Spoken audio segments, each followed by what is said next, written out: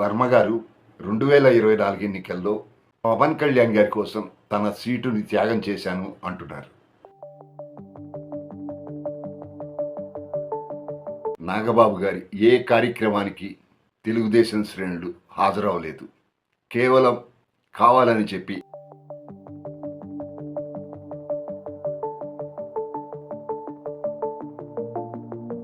ఇప్పుడు పిఠాపురానికి ఎమ్మెల్యే పవన్ కళ్యాణ్ గారు గతంలో జరగని అభివృద్ధి జరిపిస్తున్నారు. కూటమిలో ఉండి మీరు ఇలా బహిరంగంగా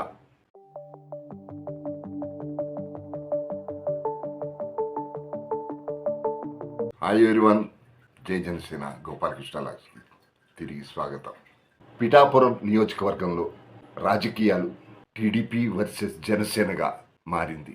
రాష్ట్ర ఉప ముఖ్యమంత్రిగా బాధ్యతలు నిర్వహిస్తున్న పవన్ కళ్యాణ్ గారు ప్రాతినిధ్యం వహిస్తున్న ఈ నియోజకవర్గంలో టీడీపీ మాజీ ఎమ్మెల్యే వర్మ గారు తన పట్టు కోల్పోతున్నానేమో అని భయపడుతున్నాడు.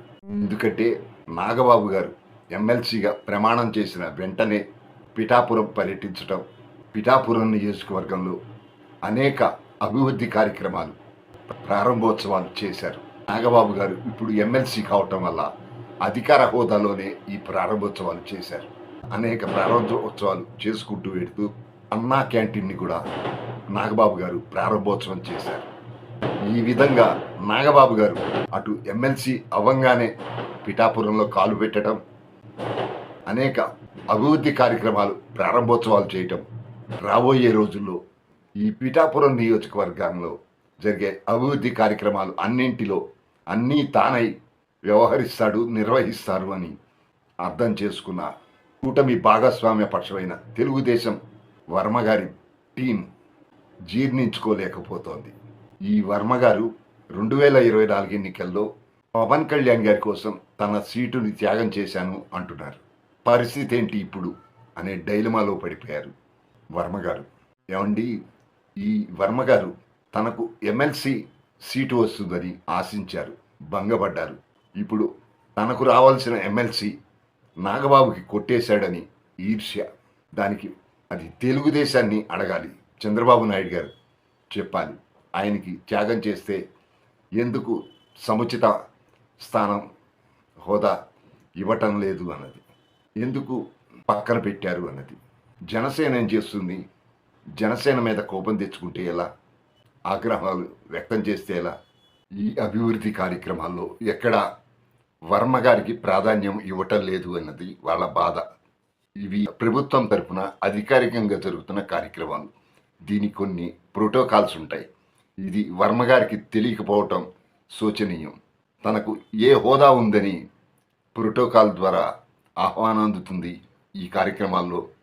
దానికి జనసేనను పవన్ కళ్యాణ్ గారిని నిందిస్తే ఏం ఉపయోగం? ఏదన్నా ఉంటే తనకు కూడా ప్రోటోకాల్ లభించేలా ఒక హోదా తెప్పించుకోవాలి చంద్రబాబు గారితో మాట్లాడి.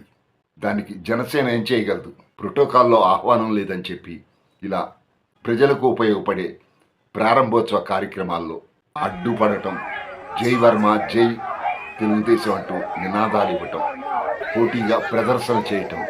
వీళ్ళు ఇలా నినాదాలు ఇస్తే జన సైనికులు కూడా స్పందిస్తారు కదా, వాళ్ళు కూడా జై జనసేన అన్న స్లోగన్స్ ఇవ్వాల్సి వచ్చింది. పిఠాపురంలో పవన్ కళ్యాణ్ గారు ఎమ్మెల్యేగా గెలిచిన తర్వాత మరీ ముఖ్యంగా ఈ నాగబాబు గారి పిఠాపురం పర్యటన, పలు అభివృద్ధి కార్యక్రమాలకు శంకుస్థాపనలు, ప్రారంభోత్సవాలు చేస్తున్న ఈ కార్యక్రమాల్లో తెలుగుదేశం శ్రేణులు తమ ఆధిపత్యాన్ని ప్రదర్శిస్తుంటే జనసేన శ్రేణులు ప్రతిఘటించాల్సిన పరిస్థితి ఏర్పడింది. ఈ అభివృద్ధి కార్యక్రమాల్లో తమకు ఆహ్వానం అందలేదని టీడీపీ వర్మ వర్గం వారు నాగబాబు గారి ఏ కార్యక్రమానికి హాజరవలేదు. కేవలం కావాలని చెప్పి అన్నా క్యాంటీన్ల ప్రారంభోత్సవంలో జై వర్మ, జై తెలుగుదేశం అంటూ నినాదాలు ఇచ్చారు. దానికి స్పందిస్తూ జై పవన్ కళ్యాణ్, జై నాగబాబు, జై జనసేన అంటూ జనసేన శ్రేణులు నినాదాలు, కేవలం నినాదాలకు మాత్రమే పరిమితమయ్యారు. ఘర్షణ పడలేదు. ఘర్షణ పడకపోయినప్పటికీ ఈ సంఘటనలు చూస్తుంటే తెలుగుదేశం వర్సెస్ జనసేన అన్నట్టుగా ఉంది పిఠాపురంలో రాజకీయం. ప్రోటోకాల్ ప్రకారం గవర్నమెంట్ ఎవరెవరి పేర్లు రాయాలో స్థానికంగా ఉన్న పేర్లు అక్కడికి వచ్చే గెస్టుల పేర్లు రాస్తారు. దాంట్లో చంద్రబాబు నాయుడు గారి పేరెందుకు ఉంటుంది, వర్మ గారు ఏ పోర్ట్ఫోలియో ఉందని చెప్పి ఆయన పేరు మెన్షన్ చేస్తారు.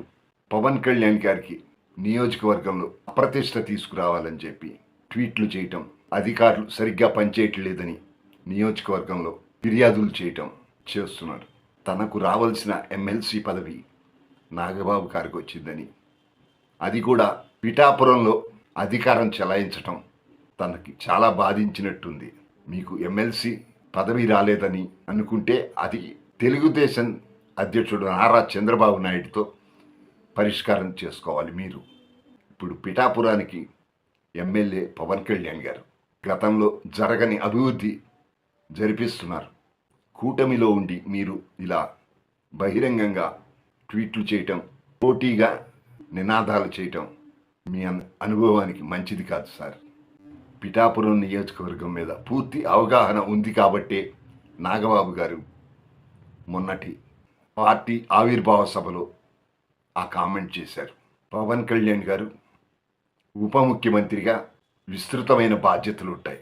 పైగా ఆయన కొన్ని దక్షిణాది రాష్ట్రాల్లో కూడా తిరగాల్సిన బాధ్యతలు ఉన్నాయి. సినిమాలు కూడా చేసుకోలేక, తీరిక లేక పోస్ట్పోన్ చేసేసారు వాటినన్నింటినీ. తనకి తీరిక లేదు కాబట్టి నాగబాబు గారికి ఆ బాధ్యతలు అప్పచెప్పారు. పిఠాపురం దగ్గర ఉండి పర్యవేక్షించమని. అధికార కార్యక్రమాలు కావచ్చు, పార్టీ కార్యక్రమాలు కావచ్చు, పిఠాపురంలో ఇక నాగబాబు గారే పర్యవేక్షిస్తూ ఉంటారు. ఇక ముందు అన్నీ నాగబాబు గారే దగ్గరుండి చూసుకుంటారు. అక్కడ ఏ అధికారి అయినా నాగబాబు గారికే రిపోర్ట్ ఇవ్వాలి, ఆయన చెప్పినట్లే పనిచేయాలి. ఏ ప్రోటోకాల్ కింద ఇస్తారండి, ప్రోటోకాల్ తెప్పించుకోండి. అప్పుడు మీకు మస్ట్ అండ్ షుడ్గా పిఠాపురంలో జరిగే అధికార కార్యక్రమాల్లో ఇన్విటేషన్ వస్తుంది. మీరిప్పుడు మాజీ ఎమ్మెల్యే మాత్రమే. ఇక నుంచి నాగబాబు గారే పిఠాపురంలో అన్నీ దగ్గరుండి పార్టీ కార్యక్రమాలు కావచ్చు, అధికార కార్యక్రమాలు కావచ్చు, అధికారికంగా ఆయనే చూసుకుంటారు అని మనం అర్థం చేసుకోవచ్చు. ముఖ్యంగా వర్మ గారు కూడా తెలుసుకోవటం మంచిది. పిఠాపురం రాజకీయాలు ఇక ముందు ఎలా మారబోతున్నాయో చూడాలి మనం. చూశారు కదా ఫ్రెండ్స్, మీకు గనక ఈ వీడియో నచ్చినట్లయితే ఒక లైక్ చేయండి. అలాగే మీ అభిప్రాయాన్ని కూడా కామెంట్ చేయండి. సబ్స్క్రైబ్ చేసుకునేవారు, కొత్తగా చూస్తున్నవారు సబ్స్క్రైబ్ చేసుకోగలరు. Thank you subscribers. గోపాలకృష్ణ అంటే జై జనసేన, జై పవన్ కళ్యాణ్, జై హింద్.